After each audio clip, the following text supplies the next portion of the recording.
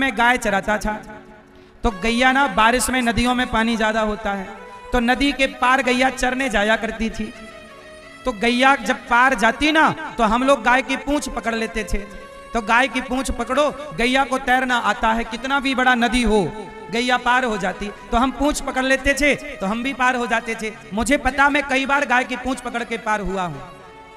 तो जो गौदान करता है वो तो पूंछ पकड़ के वैतरणी नाम के नरक को पार कर लेता है, और जो गौदान नहीं करता वो वैतरणी में डूब जाता है। इसलिए कहता हूं कि जीवन में 3 काम करना आप लोग। पहला काम गौदान करके मरना, बिना गौदान किए मत मर जाना, जीते जी गौदान करना। और जर्सी का दान नहीं, यहां जर्सी गैया मिल रही है सब जगह।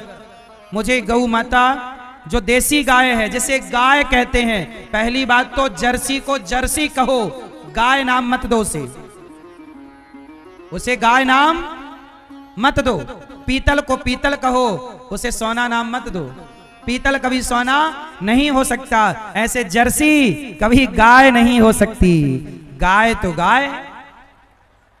बोलो हाँ। मैंने गाय की पहचान बताई थी कि गाय के सिर के पीछे उठा हुआ हिस्सा गले के नीचे लटकता हुआ ये गाय होती है। हाँ, तो जीवन में गौदान करना पहला काम।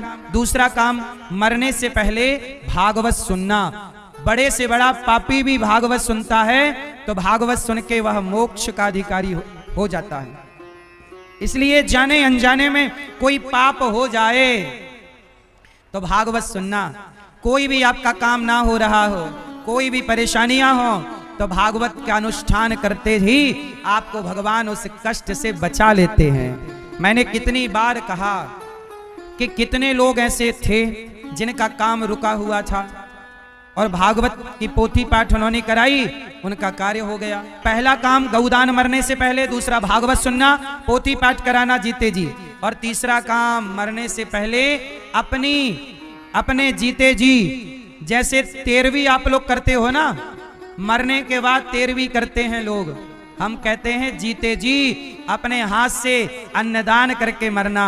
अपनी 13वीं जीते जी कर लो अन्नदान करके। मरने के बाद बच्चे करें ना करें, ये बताओ। जब आप लोग मरोगे तो आपके संग क्या जाएगा?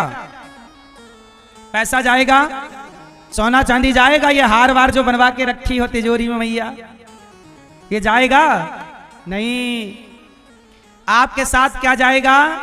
साथी ना होगा। जो आप जीते जी पुण्य करोगे, किसी साधु संत को भोजन कराओगे, दीन दुखी की सेवा करोगे, वही पुण्य हमारे संग चलेगा। इसलिए हम रोज आपको कहते हैं